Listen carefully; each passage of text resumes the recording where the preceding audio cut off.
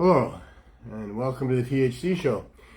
I'm your host, Neil Magnuson, and this is the show about truth, hope, and change. And on the show today, we're going to have 8 out of 10 Glenn from Cannabis.ca join us for the 420 session and beyond, as always. In fact, today marks the 1 year of Glenn being the producer of the show after Neil decided to go to India and learn yoga for a while. So very thankful that Glenn took over. He's done a fine job, and it's 1 year ago today on the show that's happened. We'll do a little bit of a revisit, as always, with the CSP Healing Wave RV. Talk a little bit about the CSP, what's going on with court and stuff. But mostly today what we're going to talk about is that this is the 5th year of so-called legalization in Canada. And what I can tell you about this date is that it obviously makes me sick. Legalization in Canada is a farce and a joke. It's for the rich, by the rich. It's continuing the oppression of prohibition, especially amongst those most vulnerable, the poor, the daily users, the sick people. It is a shameful, shameful prohibition. I'm suffering from some sort of cold today. Yesterday was terrible. But I did feel that we should at least come on the show and talk a little bit about what 5 years of Trudeau cartel legalization, the corporate industrial attempted takeover of the cannabis industry, and what that's been all about. It's been, quite frankly, for those that aren't included in this legalization, it's been a nightmare. It's been worse than a nightmare. And primarily we're talking about people that are medical users. The medical users before so-called legalization here in Vancouver had fairly good access, some in Toronto, some up the coast of BC. There was medical dispensaries that were primarily helping these people in the ways that they needed, and that's by giving them access to those high-potency edibles that is required by most medical users who are trying to deal with serious pain and serious issues. This so-called legalization for recreational purposes, adult use, but not medical use by the government, leaves those people completely without any place to access what they need. The government scheme of allowing for 10 milligram maximum dose per sale is just not something that helps the medical users at all. It's a farce. And there's no real reason for it either. Other than, of course, there's reasons for everything, but there's no logical reason that you would look at if you really thought you were living in a world where we are citizens and our needs are being met and attempted to be being met by our public servants, people that we pay money to make sure that we're as safe as we can be and that we get access to the things that we desire. And for sure, to make sure that people are not harmed in any way that could be prevented, if that's, within reason there as well. But the idea that the public servants in Canada back 100 years ago saw fit to use the criminal law to try to outlaw, prohibit, and annihilate anything to do with the cannabis plant on behalf of the U.S. is abominable and disgusting and completely unjustified and never was justified. It couldn't be more ridiculous when you look at it from the outside in, that you have a society of people who have taken control for themselves, released themselves from the dictatorships and the kingships and the pharaohships and all the rest of these ships that we were enslaved in. And we become citizens of a free country with a democratic system where we elect public servants. And 100 years ago plus, these public servants decided that on behalf of Canadians, they would try to protect us from this dangerous plant that the U.S. had identified that was coming up from Mexico and driving people completely insane and to violence and death and addiction. Of course, that plant in question was also a plant that had been used in the United States as medicine for hundreds of years leading up to that. It was number 2 in the whole pharmacopoeia of medical concoctions that people were taking. It's the one substance on the planet that you can't die of an overdose from. And in fact, in later years, we were to find out that it mimics the human and other vertebrates' endogenous cannabinoid system, named so because the systems we're talking about within these animals and beings is the system tasked with overriding and overlooking the rest of the systems and maintaining homeostasis and balance. And it mimics the cannabinoids in that the cannabinoids on the cannabis plant are the exact molecules that the body creates to deal with the inflammation and pain and stress and insomnia and lack of appetite and so many other things. And of course, if it's going to override all the other systems or maintain maintenance over all the other systems, it's going to be helpful in all of those ways, and it certainly is. Recently, there's been new studies that are showing that the entourage effect of cannabis, not THC isolated out, not CBD isolated out, not THC distillate, but the entourage effect of all of the different cannabinoids has much more effectiveness than does isolating any of these cannabinoids in particular. And that's obvious too. And it's the way nature's been working for a long time. Nature is amazing. We are products of nature.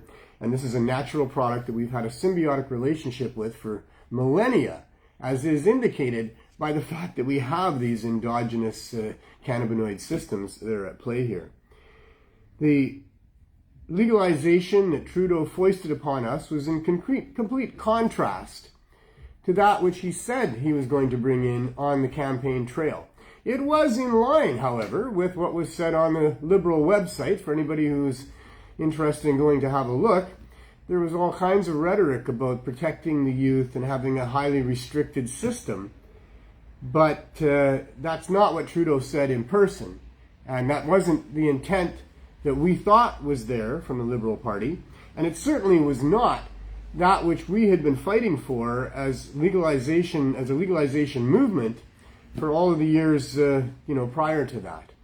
And so this legalization comes in, and you find out that, well, one of our main mantras, we had a lot of different mantras during the time. There was legalize and regulate. There was no penalties for pot. And so the first thing that happens is, and stop wasting our precious tax dollars. That was the third one. And so we all expected that when legalization came in, that the price of prohibition would come down. That there would be farmers allowed to bring cannabis to the marketplace that did not involve keeping a war chest for their lawyer to use when the government came and tried to seize their properties and put them in jail and all those other things that they were doing. That the dispensaries that had to worry about losing all of their assets and their liberty had to maintain prices that were pretty much right around what prohibition had been dictating for the years before. $10 a gram here in British Columbia and all over the place in major centers. It was similar to that. But certainly when you get up into more exclusive or more remote areas, the price went up quite a bit. But here we are with legalization, where $10 a gram was the cheap stuff, and now that's been lowered. You can buy the garbage stuff for about $5 a gram, but I don't know how many of you go out and buy the garbage weed that's there. I mean, when you're buying weed and somebody tells you, well, this is a couple bucks more, but it's considerably better, well, almost every time, if you have the extra couple bucks, you're going to go for the one that's better, because that's the whole nature of using cannabis, is you want the good stuff, and you don't just want the good stuff, you want the best stuff. Well, the best stuff in the legal system is going to cost you an arm and a leg. But what it's really costing you is kind of equivalent to the fine that you might have received had you bought it from an underground dealer at $10 a gram and then had the tap on the shoulder by the policeman, and now he's taking away the cannabis that you bought, and he's going to charge you with possession, and then you're going to go to court and you're going to pay some modest fine, and all totaled, it's a fairly expensive bill, just like the bill that you're getting at the government stores when you go there and buy the best. The best at this point is $22 a gram, maybe it's up to $24. They're talking about incorporating more and more of the craft growers with some of the more exclusive and better cannabis, and that's talking about $25, $26 a gram. Who knows where that ends up? And that's all fine for people that have the money and want to pay those types of prices. But you got to understand, that's a lot of money. That is a lot of money. $25 for 1 gram of cannabis is over $10,000 for a pound. So This is the government plan. Keep prices up there as high as they were before Prohibition and even higher. Let it be an industry that's controlled by the big boys, the same ones that took over the pharmaceuticals and the tobacco. Not the alcohol, although there's some of those too, but the government's the big profiteer on alcohol. And they want to be the big profiteer on cannabis. So 5 years of legalization, and the industry is a mess. It's in chaos. There's bankruptcies all over the place. There's layoffs, there's closures, there's mergers, there's shutdowns. There's all kinds of stuff going on, not to mention the recalls that have happened with legalization. It is really hard to get profit that's positive in the cannabis industry unless you're government. Government makes out like bandits. Government at every level gets their taxes. Doesn't matter what happens after that. So they're all happy about what's going on. Governments like this system that we've got. And even for on the prohibition side, they like that too. They get to still persecute those people they don't like, that they consider to be lowlife or drug users or whatever. All the mechanisms of prohibition get to continue making money with this legalization that we have here. It's not like it's just legalization. It's legalization alongside of continued prohibition. In fact, it's Prohibition 2.0. As in an effort to protect the government cartel, they increased the penalties against people that would work outside the cartel. They increased the amount of tax dollars going to enforcement. And we still have full-blown prohibition going on in Canada. People still getting arrested, still having their houses broken into by armed government employees, in a world where we're supposed to be free people. In a world where here the government is making a whole bunch of money on cannabis on their own, selling it in their stores. But don't try to open a store if the government won't give you one of their exclusive licenses, because they're going to come down on you with the full force of the law. This is what the state of legalization is here in Canada. They've done everything they could to discourage people from using cannabis. They don't want it to succeed. They've maintained the price where it is on purpose. They've maintained the quality where it is on purpose. They've maintained that those people that get into the industry don't make a profit on purpose. They don't want it to succeed. Yesterday there was a full-on campaign with CBC bringing out the doctors and bringing out a patient here or there that had had problems with weed. In a country with 35 plus million people and millions of them using cannabis, there's going to be a person or two or three or four or maybe 100 that has had a bad experience with cannabis. But not the majority, not the vast majority. The vast majority of people like cannabis. That's why it's popular. They said on the CBC that there was horrible harm being done because the teenage cannabis use was up. More than any other country, our youth are using cannabis. But they never once pointed to any of the horrible harms that they talked about. What are these horrible harms that are befalling our young people for using cannabis? Why isn't there talk about the horrible harms that actually do come to our young people from using alcohol, from using commercial tobacco, from using pharmaceutical drugs? There's a long list of harms happening to our young people from those three legal entities. And they dwarf whatever problems there might be with people using cannabis. In fact, if people are using cannabis in place of alcohol or pharmaceuticals or cigarettes, our country is in way better shape. Your young people are in way better shape. And any parent knows that you're happier if your kid is using cannabis than if they're using alcohol. But the government doesn't seem to get that because they don't want to get it. It is not in their interests. They are the profiteers on alcohol, and they are the ones who have spent billions of our precious tax dollars over the last 100 years in a campaign of lies and deceit to try to keep people from accessing cannabis. They have no credibility. The medical profession has no credibility. it is clear where their bias is. They make money on synthetic, patentable pharmaceuticals. They lose money and they lose patients and clients when people are using cannabis for their medical problems. You can grow it yourself.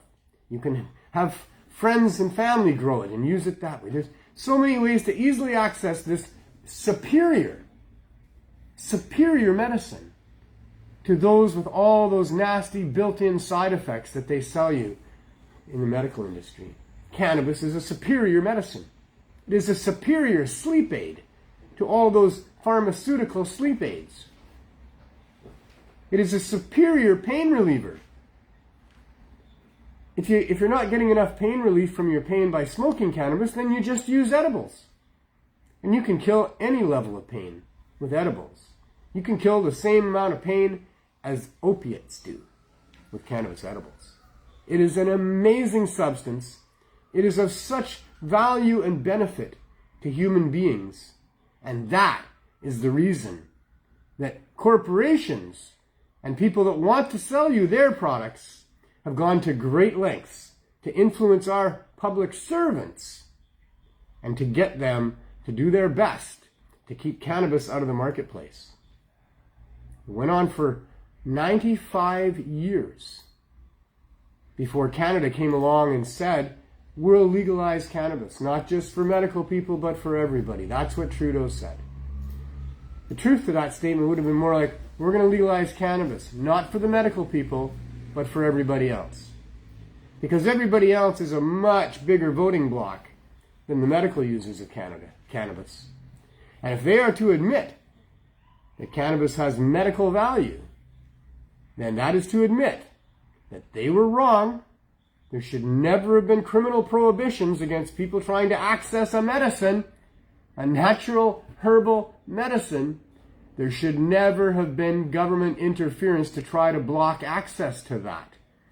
If our public servants back in the day had done their due diligence, there never would have been illegalization to begin with. We wouldn't have needed legalization 95 years later. And the legalization that we've been given 95 years later, after this immoral and unjustified illegalization, is not much better than the original illegalization. It has its benefits, of course, for those people that had a really hard time finding cannabis at any price in rural areas and what have you. It's made a big difference on people who can have cannabis on them and not get arrested anymore and not have to worry about that. And they use that to try to split our movement. It's 4:19. We got a break from all this madness in 1 minute. So legalization in cannabis is a bloody shame, or in Canada probably. Legalization of cannabis in Canada. Take three. There's a farce.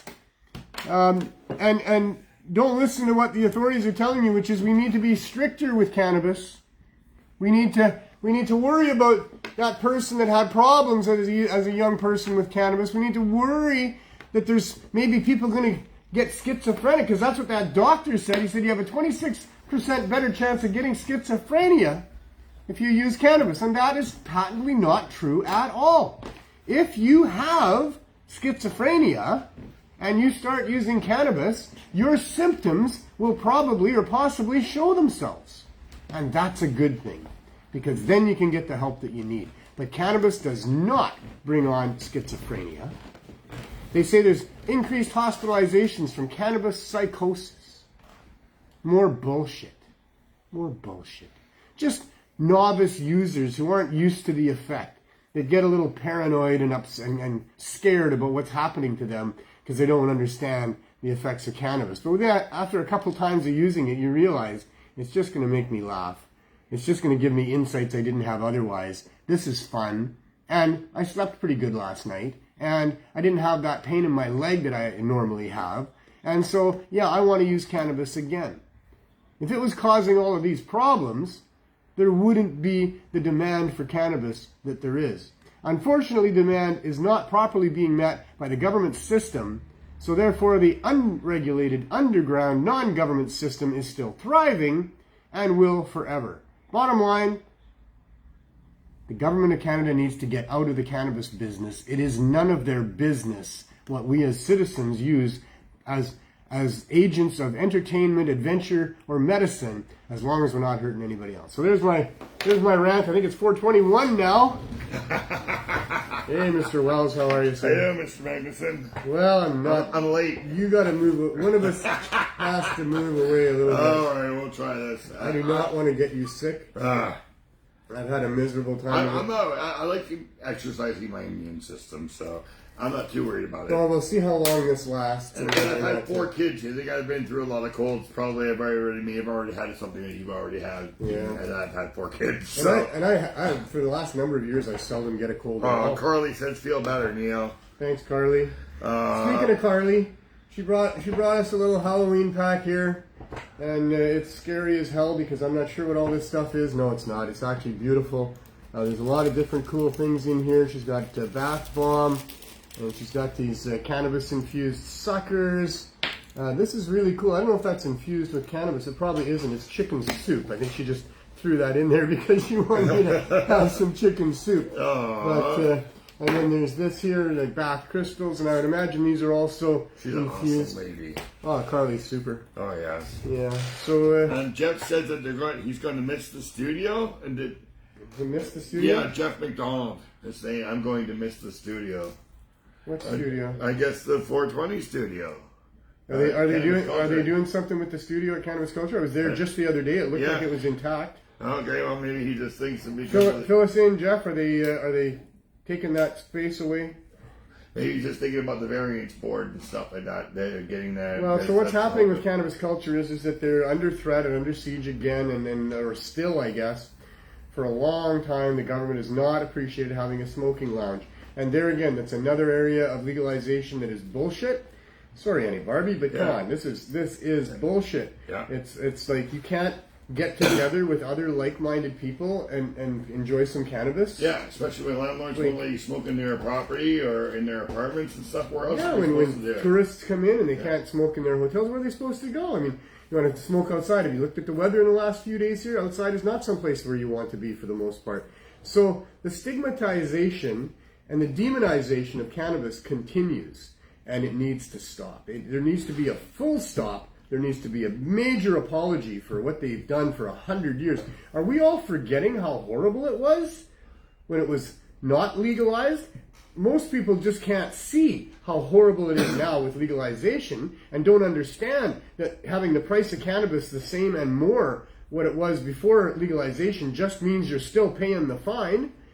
You're still being subject to the oppression of the government because they're the ones who are making that price that high. There's absolutely no reason for that whatsoever. I'm sure connoisseur growers can grow amazing cannabis and charge whatever the hell they want for it. That's all fine. But for the government to make sure that no farmers get to be involved and bring cannabis to the marketplace in ways that would suit those people that don't have a lot of money, that's where it's really, really wrong. And shame on the government for their 5 years of fake legalization and making me continue to fight to the point where I'm sick now. Yeah. And today marks the beginning of the 6th year, This is the first day of the 6th year of their fake legalization. Oh, I'm running out of legalization. Yes, that's what I call it. And, we're still fighting. That's what I'm saying. I'm still here. That's why I do the show. Every week. If we had proper legalization, folks, I think I'd probably retire. You probably would. Give you a heads up. You probably would. But I'm sick of doing this all the time, right? Only if it included low barrier access. Well, that's proper legalization. Oh, okay. That is what we're talking about. All right. We need to have anybody that wants to get into the cannabis industry to be able to get into the cannabis industry without big barriers in front of them. No big fees. Yeah. No, none of that stuff. Just like you're a farmer, you got some farmland, you've been growing tomatoes, you decide you want to grow cucumbers. Who do you have to get permission from to decide to grow cucumbers? Nobody. Exactly. It is no business of the government what farmers want to produce for citizens who want the crop. These are natural crops here. Farmers are allowed to grow roses. Whenever they want. Those things are dangerous. They got thorns. How many people have cut their hands on roses? Yeah. The government is out of line on this. Cannabis is not a dangerous plant. It doesn't need strict regulation. There needs to be some education around the concentrates. Absolutely. An age limit. Why not? Put a reasonable age limit, but no criminal enforcement on anybody with that age limit. Just that retailers reasonably shouldn't sell to people that are probably under 15 years of age. The Canadian Senate said 16. Yeah, hard to say. Kids grow up pretty fast these days. Yeah. The reason the Senate said 16 was because they understood, this is back in 2001, that kids by that time weren't really kids by the time they were 16. No. That if they had decided on their own that they're going to disobey their parents, then that's what they're doing, and nothing parents could do about it by 16. Yeah. So if kids are going to disobey their parents and go buy cannabis, well, the Canadian Senate felt that those kids were being put at danger if they couldn't access it in a proper retail environment. Yeah. And absolutely true that is. So there needs to be retail environments for cannabis that include low barrier access. And if people are under 15 or 16 years of age and they want access, well, get your brother or your uncle or your mom and dad or your guardian or somebody to help you. Yeah. Don't ask a stranger to help you. It's not a stranger's business to help kids with stuff like that. But anyway, legalization has been a farce. And so we're going to court on it, and we'll see what the courts have to say. Maybe we can solve this there. Do we have a date now? We don't have a date. Not yet. I'm going to light this thing. I don't... Are you like my throat's bad, yeah. I'm only kidding. Don't worry about it.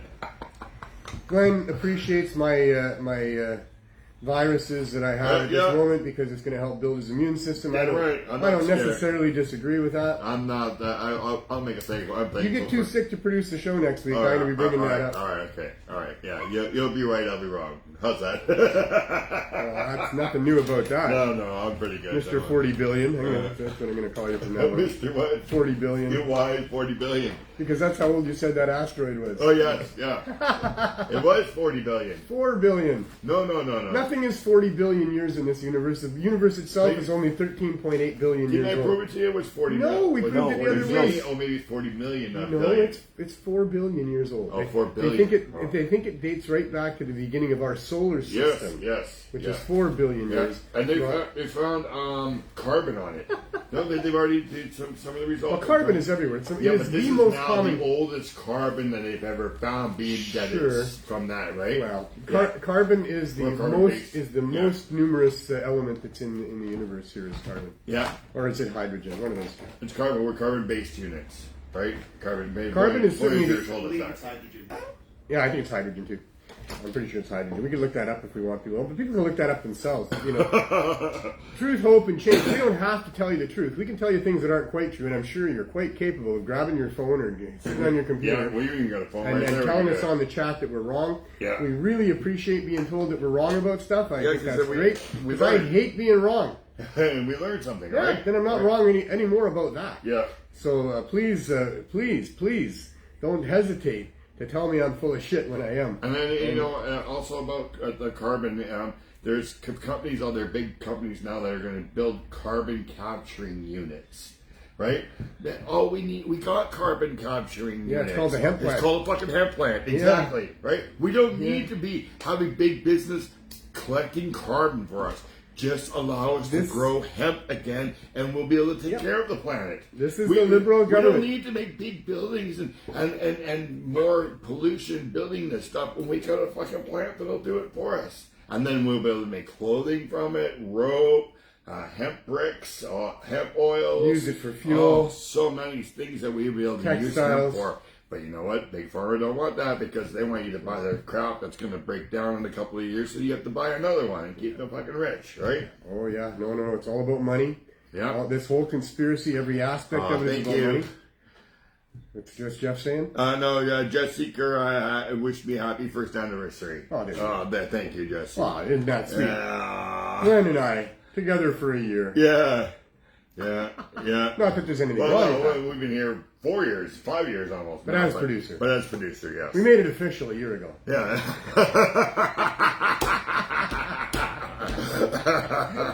All right. Let's get a little out of here. Yeah. TMI, right? You're not supposed to tell anybody, Neil. And you can't Google it to find out, right? So, what do you think? Do we make a nice couple? I'm not sure what Annie would think of that. I'm not sure what Michelle would think of that. I know what I think of that. I'm not very happy about that.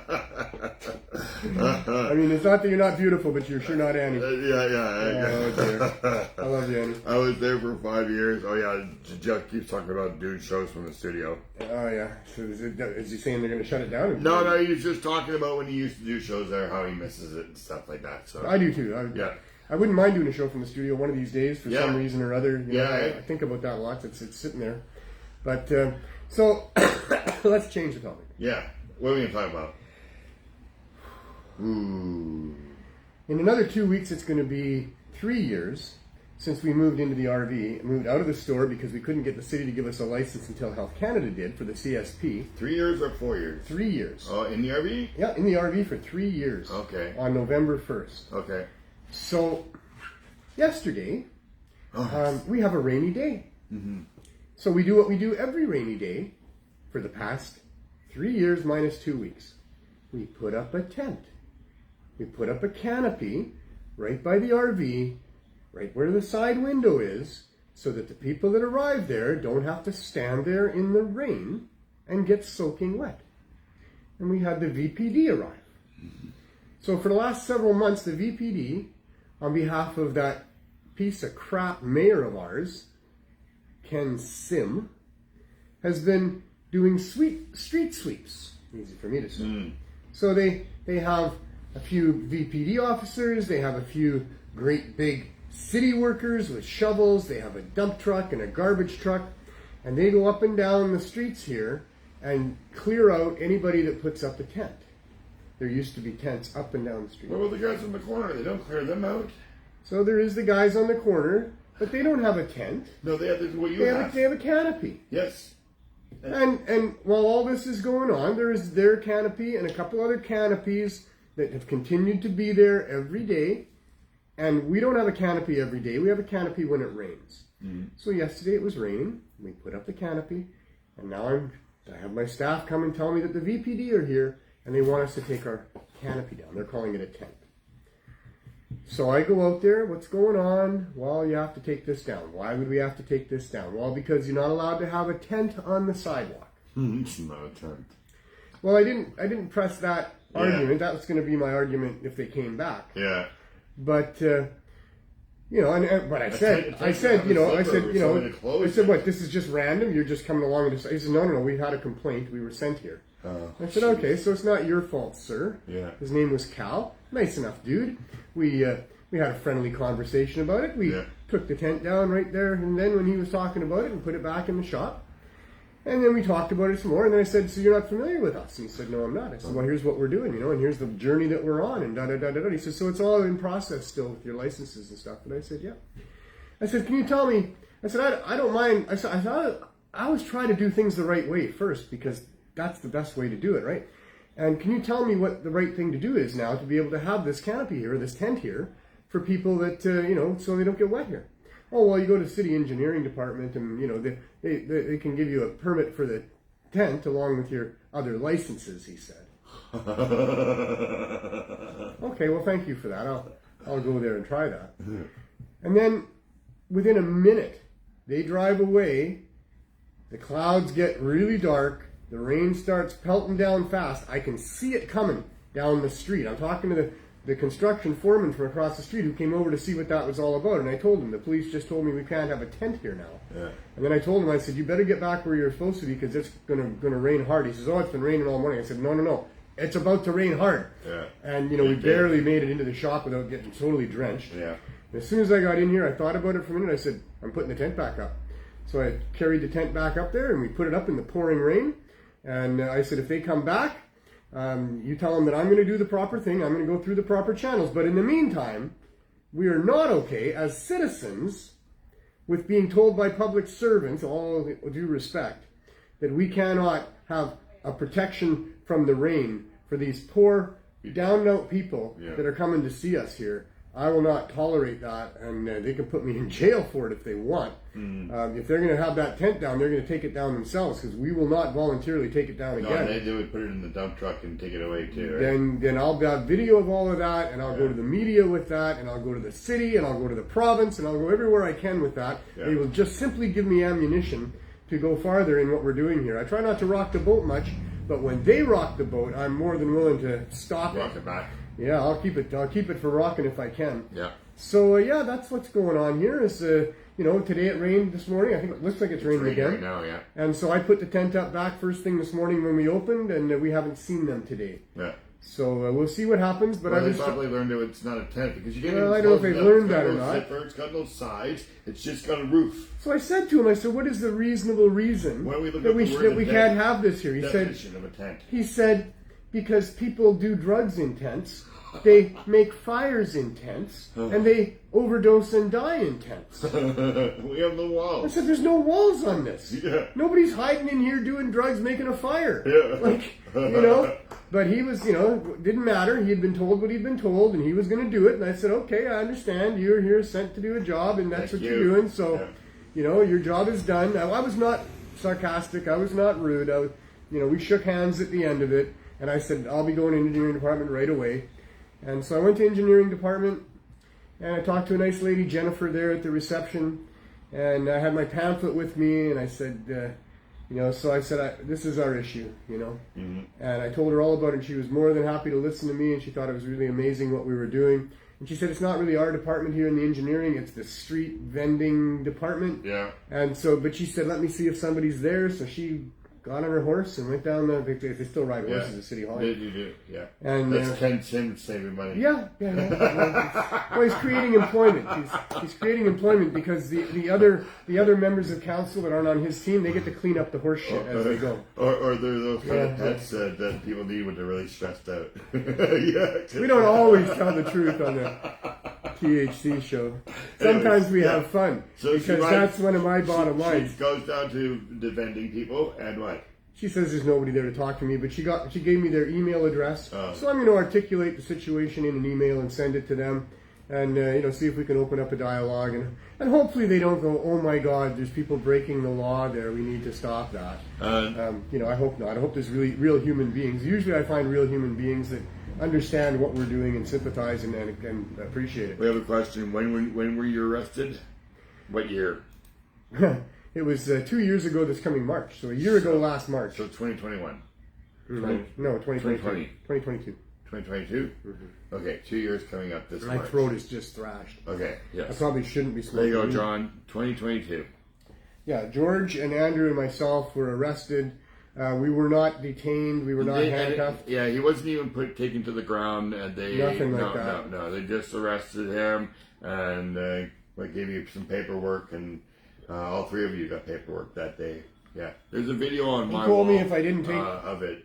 He told me if I didn't take his paper, that then they would put me in handcuffs and arrest me. Yeah. And I felt that I was of much more use, being free and able to deal with what we were about to deal with there, as they took our RV away. And all the people were yelling murderers and shame and calling them names and stuff like that. Yeah. And they were all hanging their heads, and nobody would say I'm in charge here. People were standing in front of the van, so when we tried to do that too. I tried that too, and we're just going to arrest you. We're just going to take you away as well. And I'm like, I was like, But then they brought it back. Yep. 4 or 5 weeks later, I had a conversation with them. This is out of context for those of you who aren't familiar with what we're doing here. It's been quite the journey, several years of but providing easy access to people for high dose edibles. In the last 3.5 years, we've been selling it as well, and we're open 7 days a week, 8 hours a day. And we've been forced out of the storefront that we were originally told by City Council we could move into, because Health Canada wouldn't give us a license. And so we applied to Health Canada, but they didn't respond back in time. So 5.5 months later, we had to move out of the store. And right away the next day, we're open in an RV. And it's 3 RVs and 3 years later. And we're still providing access from an RV. Yeah. And, it's not very easy. It's limiting what we're able to do. But, we make it work. But to not be able to have a canopy over the window there in the wintertime, again, with the rains that come, that is cruel and unusual punishment and treatment of this already marginalized and oppressed population that we're trying to help. Also for the people that come to the window, staff who smoke cigarettes or go out there and medicate can stand underneath the canopy also and not get soaking wet. There's nobody that doesn't appreciate that canopy there. Exactly, right. You know, so the people walking down the street in the pouring rain, if they don't have an umbrella, they'll stop for a couple minutes. They'll get themselves, organized. Situated, And always thanking us. Everybody thanks us all the time, except the authorities. They don't thank us. Somebody in the apartment building. No, I don't think so. No. He told me who it was, what it was. Oh, yeah. It was somebody else who had a tent on the sidewalk. Oh, and when they were taking their tent down, they said, well, what about these other people, And I said to him, too, I said, look, we're no different than those people at the corner of Main and Hastings, but don't go shut them down either, because I would imagine that they're helping people like we are. Yeah. And he says, well, we're only dealing with one at a time, and you're the one right now. Oh, fuck. 5 cops. What the hell? Yeah, and so we have a court case coming up based on all of that, and the court case will be, we don't know when. We've had 16 appearances. We had a court date set for early this month, but my lawyer had a medical situation that he couldn't get out of, to put it lightly. I'm not sure what he wants me to tell you. He hurt his ankle. Yeah. And so he was unable to go ahead with it, and so it's now been postponed, and we don't have a new date for that. When we applied to Health Canada, I'm giving the history of the program here, because we're getting this out of the way. Okay. When we applied to Health Canada there, 3 years ago, 3.5 years, 3 years ago, September 16th, just passed. We never expected that, it was going to be years later, and we're still operating an RV. We never expected that we were going to get raided in the process and have to go there. And we certainly never expected that they were going to deny our application. Yeah. We have had no problems. Nobody's been harmed. There's been no complaints of anything harmful for what we're doing. We've got hundreds of members that have gotten off of hard drugs that will swear by what we're doing. Hundreds of people giving us testimonials, written us letters, all the rest of it. And so we've demonstrated successfully, because the government has dragged their fucking heels. Sorry, anybody, that one probably wasn't really necessary there. But I'm sick, and when an old guy's sick, he's liable to be a little bit more miserable than normal, And I'm a little miserable about all of this because, when we applied there 3 years ago, we certainly did not think they could ever say no to that, And we certainly never thought it would take anything like this amount of time for them to say whatever it was they were going to say. So we've been put in this situation where we just had to keep doing what we're doing because we can't stop. No ethical person could stop, and certainly I wouldn't think any ethical person could expect us to stop providing for these people the access that we've been doing, because there's hundreds of them. They're all people that don't have other places to access what we're providing for them. Many of them are people that, if they didn't have us, they would be forced back into this toxic poison drug supply that's going on here. You say that. And they told us that when they took the RV away. People were like, what are we going to do now? Do I have to go back to using cocaine, or are we going to go back to using down, and blah, blah, blah. We heard all these things. And we didn't go away when they took the RV away. We put the canopy up. Yeah. We put the canopy up every day, 8 hours a day, 7 days a week, just like we always had. And so we've gotten these delays and stalls and excuses from Health Canada, and finally they give us a final denial, they say now, a few weeks ago. And so we put in for a judicial review, and we're waiting for that date on that as well. But when they arrested us and took the RV away, it was about 5 weeks, and this was in the end of October. No, this was in March, sorry. This was in March when this happened. And it was still bloody cold. And so, we were using heaters out there. My staff were shivering all the time. It was not nice out there. It was those rainy days in March and April.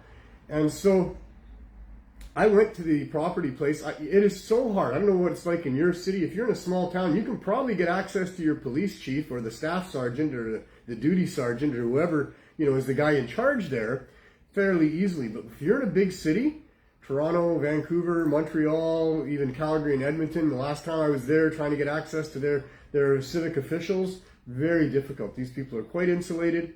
They don't want the public to talk to them. You have to make an appointment if they want to give you an appointment, and it's a long way down the line. It's hard to address any immediate issues. Yeah.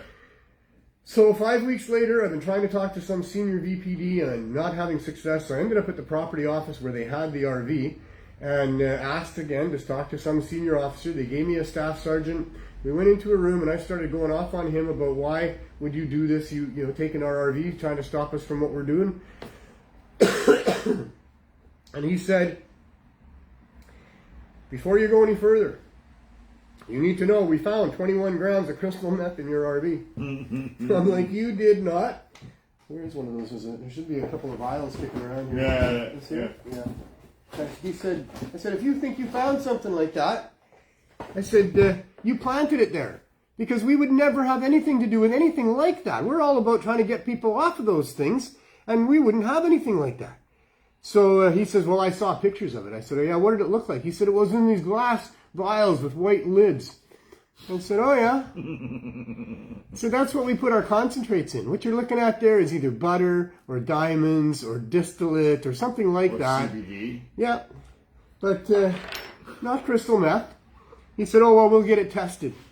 I said, yeah, please, get it tested as quick as you can before you start telling people that we're not what we are. Yeah. The very next day, they gave me the RV back. Because it wasn't 21 grams of crystal meth. They called me up and they said, Mr. Magnuson, you can come and get your RV back. Jeez. So I put it right where we had the canopy, you know, right where we had the RV before they took it. And now it's been a year and a half since then. Yeah. It'll be 2 years this coming March. We may or may not be in court by that time. I don't even know.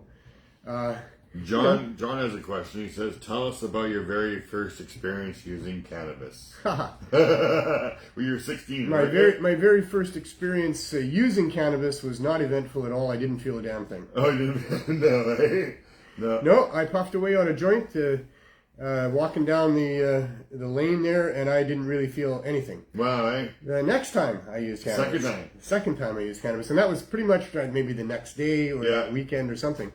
Was at a friend's place, and it was hallucinogenic. That's some good shit. I was hiding in the closet for a while. I was underneath the coffee table.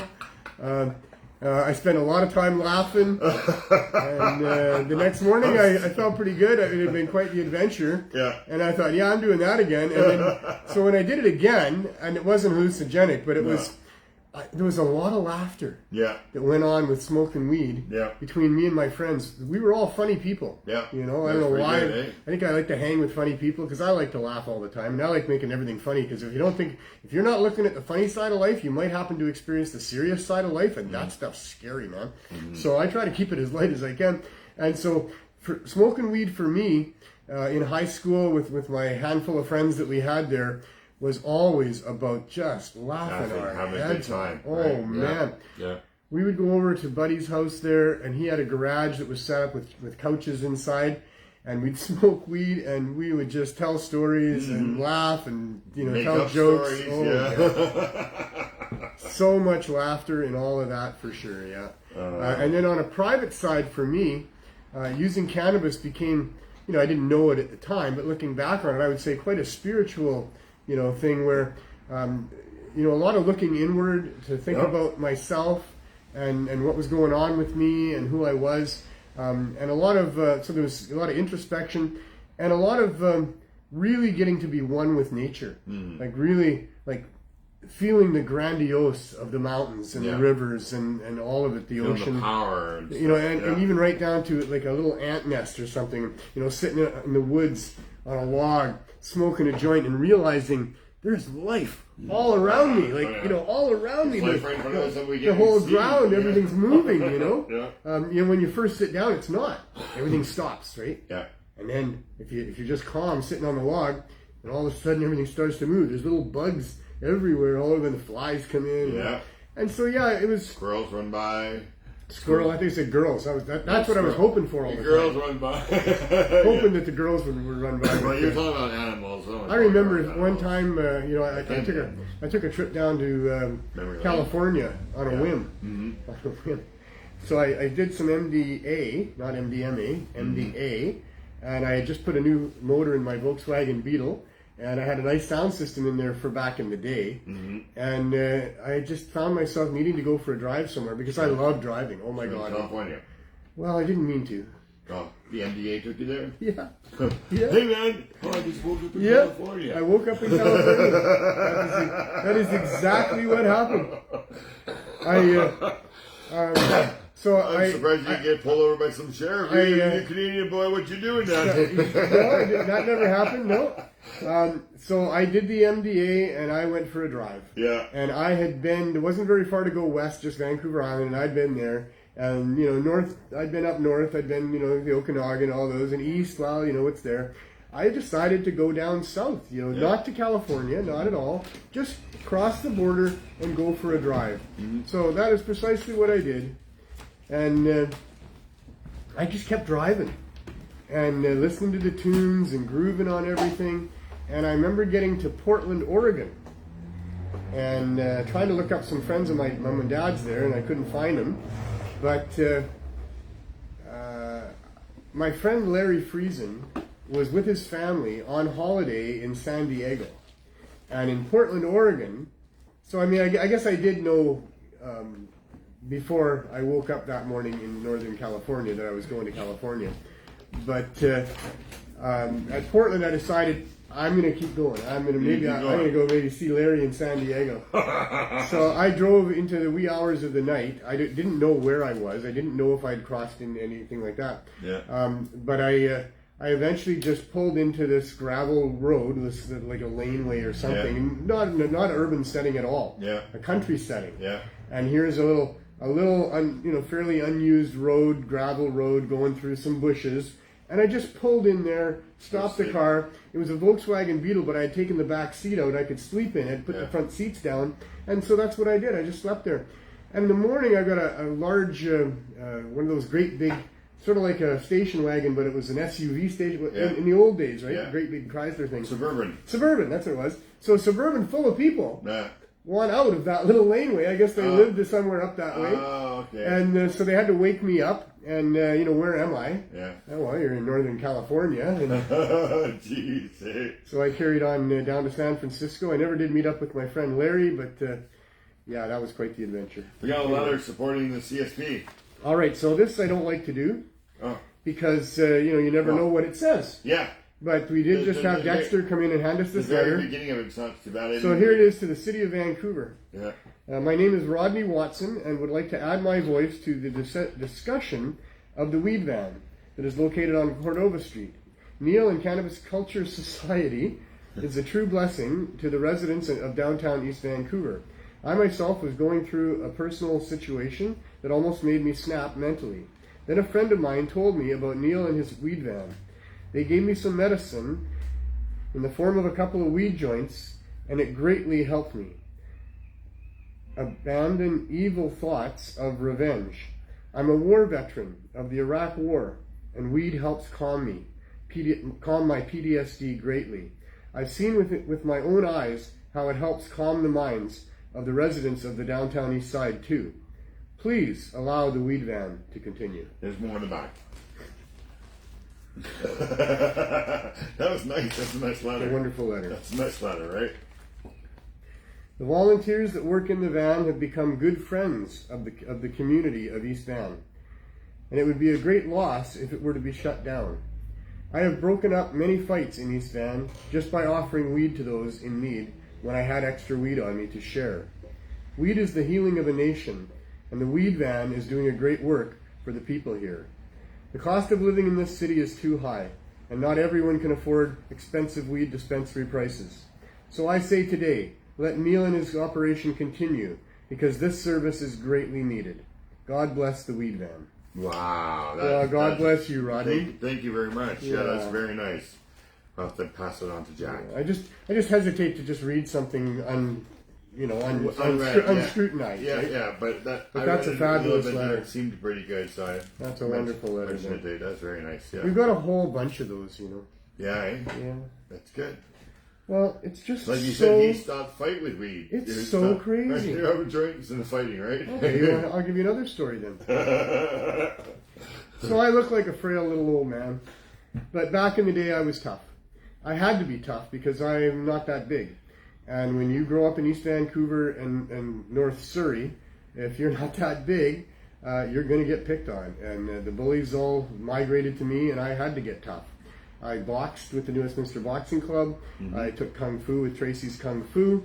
And, I was able to handle myself, I'll put it that way. Very confident in myself.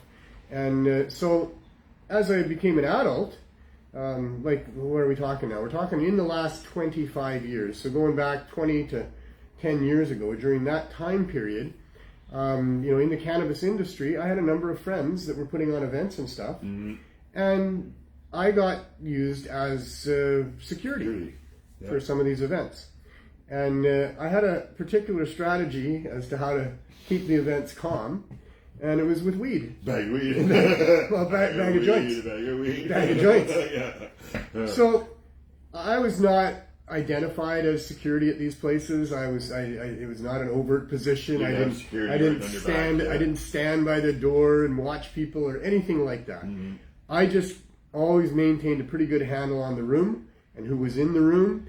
And if any of the conversations started getting a little bit sideways, I'd just mosey on over there with a big smile on my face and offer the most aggressive person a joint and change the direction of the conversation. And nobody knew that security had intervened and settled something down.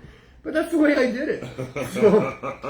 So I fully understand the power of cannabis to intervene in what would otherwise perhaps be violent situations. I mean, I've said it before many times. We live in a society where alcohol is profited on by the government, and they promote it all over the place, especially sporting events and things like that. And how many times have, people had domestic disputes, husband and wife, boyfriend and girlfriend, whatever, family, and, the male of the house goes out to the garage and pounds back a couple 40 ounces or whatever, and they have a very violent, nasty event on their hands. And how many times has that same situation resulted in that person going in and having a couple of good puffs on a joint? I cannot say. And coming out and saying, "Hey, man, sorry, I love you, people," let's whatever, right? Yeah. I've witnessed it personally myself in my own life, in my friends' lives, and we all know it. Come on, cannabis is peace and love. And so here we've got power. Flower power. Love, man, peace. Flower power. And yet, this situation is so obviously corrupt and upside down.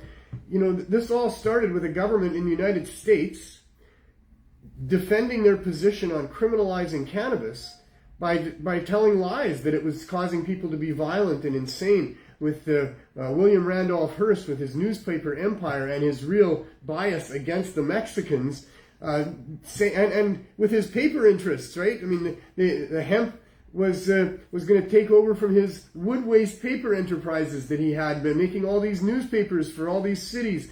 He was obviously very invested in making cannabis demonized, and he wrote that everybody that ever came along in his life that did something violent was seen smoking some reefer before they did their crime. That's what they were saying, which is not true. Not true. Not true. A bunch of lies.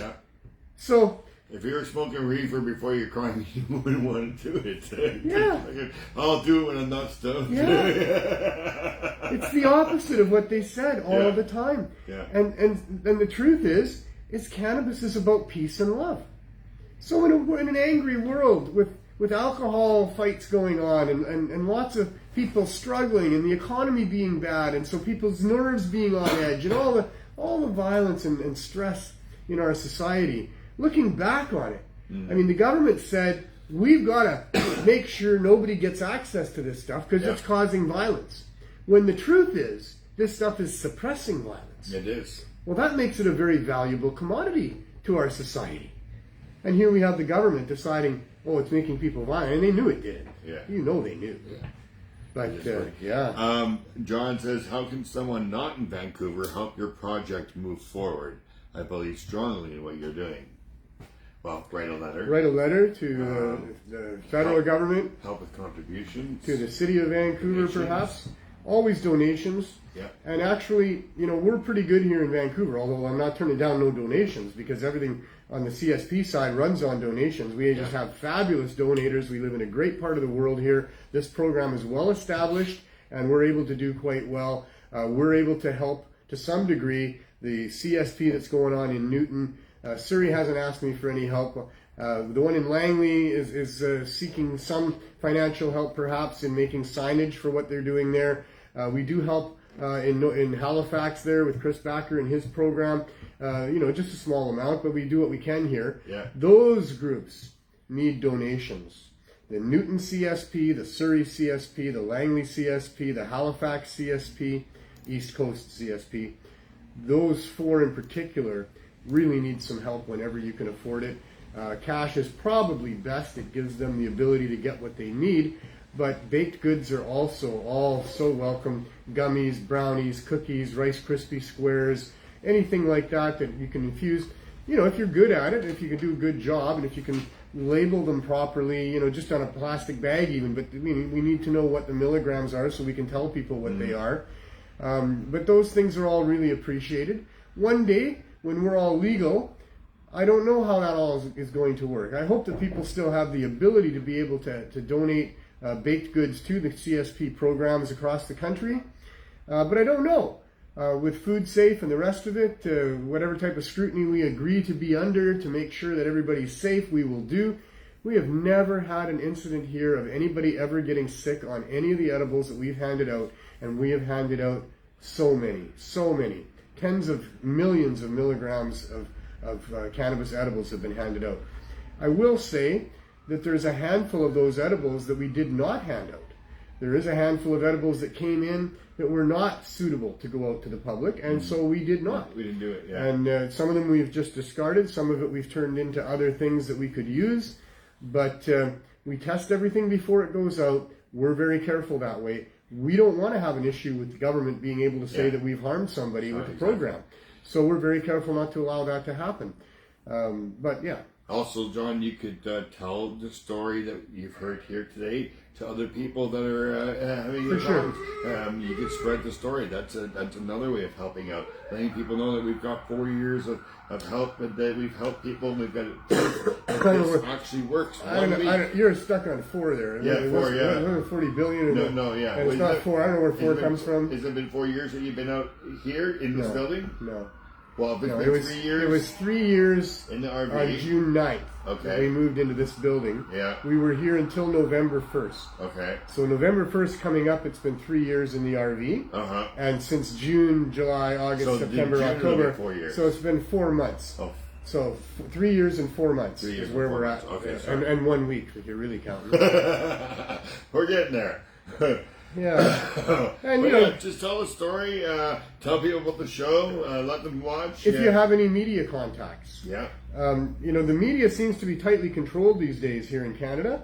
They don't seem to want to report on our story. We have our suspicions as to why the legal media or the mainstream media wants to get in on the lucrative cannabis legalization industry by having advertising done when advertising is allowed to be done. So I guess they don't want to rock the boat. I don't know.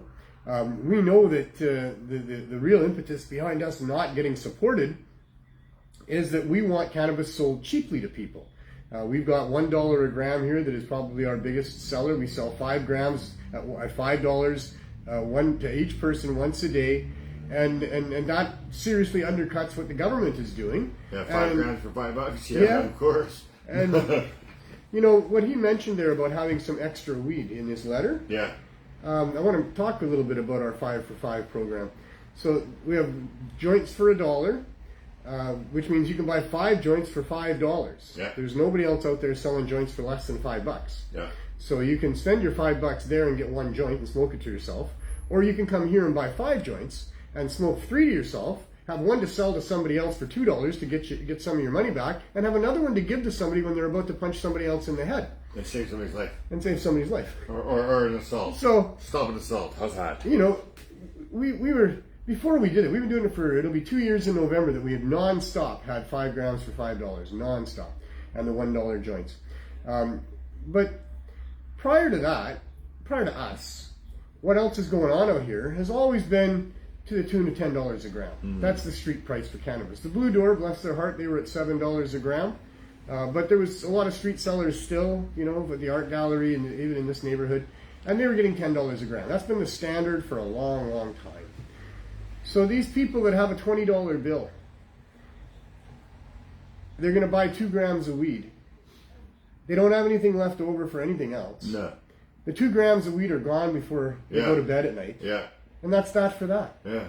Now, and they come and tell us this people were just bubbling, Yeah. you know, when we started doing this, and they were like, really, I can get 5 grams? And then they come back and tell us, hey man, that's amazing. Yeah. 5 grams is like 8 joints. Yeah. And 10 joints. Two depends joints how you per roll. gram. It's 1 joint, depending on how you roll. Yeah, yeah. But they said, you know, we got enough to get through the night, have extra money, like the other $15 for whatever else, you know, if it's a $20 bill, Yeah. and then wake up in the morning and we still got a few joints left over. Yeah. Like, it just helps people so much. And now we find out from this letter that perhaps those extra joints that they had in their possession is why he would manage to have a little bit of extra weed that he was willing to give up to help stop a fight, because it didn't cost him that much. Yeah. So anyway, that's what the big fuss is with the government, is they don't want cannabis sold cheap like that. They're trying to protect all of the investors, you know? Yeah. Trying to protect their market share, trying to protect their own profits, as the Trudeau government at the federal level takes $1 per gram right there. So there's no selling anything for $1 a gram if Trudeau's going to charge $1 a gram right off the bat. And then, to be fair, cannabis costs basically $1 a gram on the cheap end. You can get it for 70 cents a gram, and that's what we do. But, you know, it's going to go up from there, and there's probably going to be some packaging, and whoever's selling it probably has some overhead, and blah, blah, blah. So you can't realistically do $1 a gram if the government at 3 different levels is taking off tax that's totaling quite a bit more than that. I mean, I don't know what the municipality takes. I don't know what the province takes, but they all take their tax off that as well. Maybe they're taking $1 a gram too. I don't know. Probably. Who knows? I don't know. Who knows? It's crazy. It's crazy. Yeah. So that's what we're doing. That's what we've been doing. That's what we're going to continue doing. You don't have any money, you can have a joint or an edible, 1 a day. And yeah, I feel like I should go back to bed. Yeah, you probably should. Oh man. And you know, I think you've got another taste of what this is all about. We wanted to do the show today because it marks the 5 years of legalization, so-called, even though it's fake legalization, they lied to us. We wanted to talk about it and not just let this day go by. I don't miss too many shows. I don't get a cold very often. Yeah. But I got one now. You got one today. And I owe it to one of my employees. Yes. Brought it to work and shared it around, and here I am. Thank you, Scully. I wasn't going to shame anybody. I didn't say his first name. I just said Scully could be from the X-Files. X-Files Scully. Does he have a first name? Yeah, he has a first name. Because I don't think anybody doesn't know him as Scully. Anyway, it's not his fault. He told me today it wasn't his. He got it from somebody else. So that's how these things go. Even though I tried to stay away from him that day that he was in, because he told me that it didn't really work, I guess. And so whatever. Cindy says, I think you guys rock. I've tried the gummies, the flour, and the chocolate. Can't smoke it because I have lung cancer. Well, thank you. Thank you. Thank you. Yeah, I like that. Positive vibrations are always good. Yeah. I thank you, everybody. We should go outside for a minute. You want to? I think we should. It's pouring rain. Yeah. With the guys in the, I can't go in the RV. Yeah, I don't. I shouldn't go in the RV. No, let's not. You shouldn't be sitting so close to me. I'm alright. I'm not going out there. Okay, all right. On any other show, you want to finish up? You want to see what's going? Yeah, you go ahead. We'll see on Thursday. We'll see. Yeah. You want to see what's going on there, what we're talking about with an RV and providing access to people and why we need a canopy and all that stuff. Just go to any other show. Any other of the previous shows, there's last half hour. There's a couple hundred of them or something like that, I think. And the last little bit of every show, we go outside, and we typically have a THC weather report from downtown East Side, and I don't have a remote reporter out there with his rubber boots on, standing under an umbrella with a microphone to tell you, but I'll tell you it's miserable and it's wet and it's getting cold, and fall is really underway here, and winter's not too far off. So not all those great conditions here in Vancouver, and it looks like we are going to be forced into going another winter in an RV outside and not be provided the dignity of a safe space for people to come and purchase what they need or get what they need with the program because of corrupt government. So wanting to do something to help us is a great idea, and we appreciate it greatly, and it's going to a good cause. Wanting to do something to stop the tyranny that is so-called dumbocracies is even more important in whatever area you want to do that in. The situation has grown way out of control here. It's long overdue that we figure out a way to reset our democracy, to bring back the actual idea of public servants, to reestablish that those of us that are paying those public servants and electing them into office are free, sovereign citizens of this great country of ours. And we can bring it back to being great if we can put those public servants back in the box that they belong, where they are limited, where they are transparent in what they do, where they're accountable for what they do, where they're not giving access to those corporate entities that would happily exploit their opportunities within our society and monopolize whatever it is they can, and just prioritize profit over people. And for us to have a great country, we need to have a governance that protects us from those corporate entities that would do that given the chance. That our governments need to be protecting us from exploitation, from monopolies, from price gouging, from all those sorts of things that those companies will do to maximize their bottom line profits. And if we had a government like that, of public servants that cared about us as individual sovereign beings and respected us and treated us like that, we could have quite the great experience of life here. But the way it is now, and the way it's going, we are going to be further oppressed by the powers that be that have all the leverage over us in the form of money, in the form of legislation, rules that they make. We need to stop all of this nonsense. We need to rethink what it means to have a public servant, what limits they would have on their abilities to make laws and come after us and interfere with us. We need to reestablish that freedom is the most important thing. It's like air and water and food to a human being and to any creature. Without freedom, we're not living our best lives. Without freedom, we're engaging in behaviors that are destructive for us and society. Without freedom, we're not living. So we need the freedom to do or not do whatever it is we want to do or don't want to do, unless we're hurting somebody else in a significant and demonstrable way.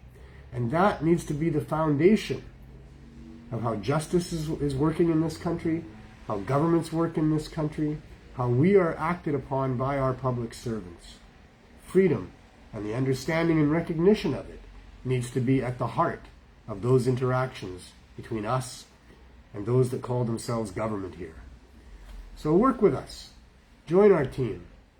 We really have a very short period of time left to be able to address these issues before we're locked in to the things that they're trying to lock us into. And maybe we don't succeed. Who knows? They're very powerful. They're very sneaky. They pull all sorts of events to distract us and get our attention onto other things. Maybe we don't succeed. But in a world of oppression, where our freedom has been taken away from us in so many ways and is at even further risk down the road, there's nothing more rewarding in life than to be doing something about that. And to be doing nothing about it makes a person complicit in the whole thing. And a person knows that and feels that. Whereas if you're not accepting it, if you're doing what you can to try to educate others, to try to influence the influencers, then you're doing something. And you can sleep better at night, and you can feel good about yourself, and you can enjoy your life to some degree. I highly recommend it. Humanity needs it. We all need you. We all need each other. We are all in this together. And how it works in the future will be determined by who does what. So please do things, whatever it is you can. Be part of the team. Feel it. Feel the love. Feel the excitement of trying to make the world a better place and having a little bit of success. Nobody gets to have all the success. Nobody gets to solve everything. But we can all do our part. And if you're doing your part, you can be proud of yourself and you can sleep well. So, we'll let it go early this week because I'm a little under the weather. I hope that you have a great week in between. I hope that as you go through your life, you find people that need some kindness, need a good word here or there, need a little bit of encouragement, that you will do that. That you'll be kind to everybody as you go, because we live in an echo chamber where whatever you put out there is what you get back. And I think people should be kind to themselves. That people deserve kindness. If you weren't treated well, you deserve even more kindness. If you're struggling in life because you weren't treated well, you deserve even more kindness. So make a point of being kind and nice and fair to those people to whom it's hardest to do that, because they're the ones that need it the most, and that'll give you the most satisfaction. So be good, be kind, most important, have as much fun as you can. We'll see you next week.